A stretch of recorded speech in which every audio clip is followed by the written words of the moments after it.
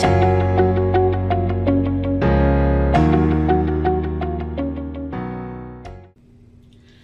is a video to walk you through the recommender and the audit function for the patient's immunizations in the registry. To search for the patient, you can click on the patient search at the top of the screen, or you can go through the module Patients and search. If you have the patient ID number, you can enter that here, or if you have the last name, first name, and date of birth, enter the first two letters of each and the date of birth. Click on search. You have your search results displayed at the bottom. Click on the drop down arrow, select immunizations. If we scroll down, you see the recommended immunizations for today based on this patient's immunization history. If you scroll all the way down, you'll see the recommend button. And click on recommend, and you have the patient's immunization history, and then it shows the status of each immunization. All of these are valid. If you have any that are invalid, it will say that, and then it will give you a reason as to why it's invalid. Okay. Scroll on down, it shows you the vaccines recommended for today. If you are a full inventory provider with the VFC program, which means you enter all of your shots directly into the registry, you will see an on-hand display here. And if you have these doses in your inventory today that you need to give to this patient, it will show you a green check mark or a red X. If you have an EMR, an electronic medical record, and you enter your shots in that way, this function will not work for you because we don't have access to your inventory as far as that goes.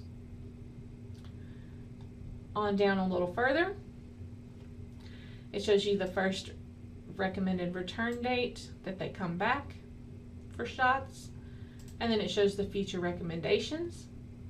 It shows you what vaccine, the date they should receive it, and their age when they should receive it. So you have all of this information here. You also have the audit button. So you have audit, and you can look to see if there's any reason that a dose is invalid. You can look to see why. You can look to see what schedule they're in.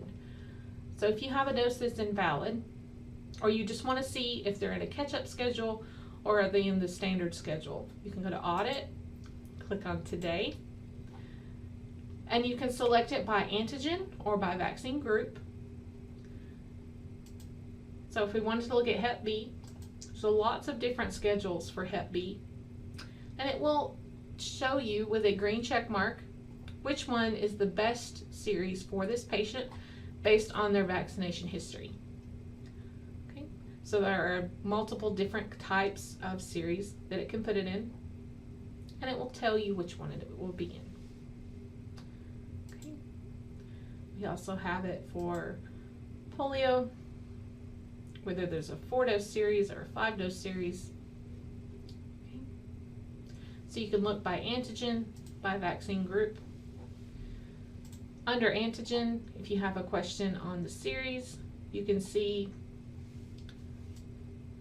if it's complete. This one's not yet complete. And you can see the target doses and the forecast. Okay. We'll look at another patient.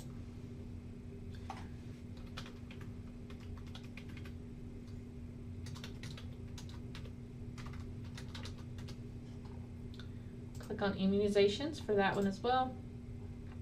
If we scroll down, we see she's recommended quite a few vaccinations for today. It's because she's behind.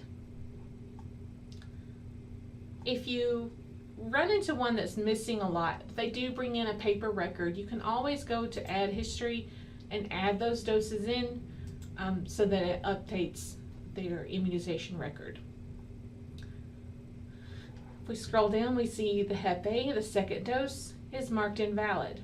If we want to see why, we can click on the recommender, scroll down, and we see that it's too short. The interval is too soon. Okay, there needs to be 6 months between the doses of Hep A.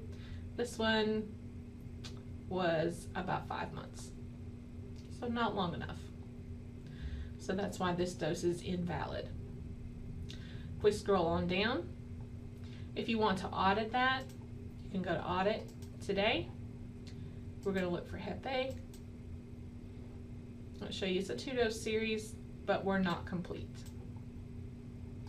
Okay. We come down to the target dose number 2. It's not satisfied and it's too short. Okay. You can look at all of the different antigens to see. For the Hep B, it puts them in the 3-dose series, not complete, because they've only had 2 doses. Okay. So you have all of that information here for every patient in the registry. If you want to enter in more of their history, if you have it, to update that information, then it will update on that recommender as well. The recommender is based on the ACIP standard schedules and the catch-up schedule. So the logic for it is based on that. Sometimes the logic for the scheduling, the ACIP schedules, is not the same as for the Kentucky certificate. So sometimes it might be a little different.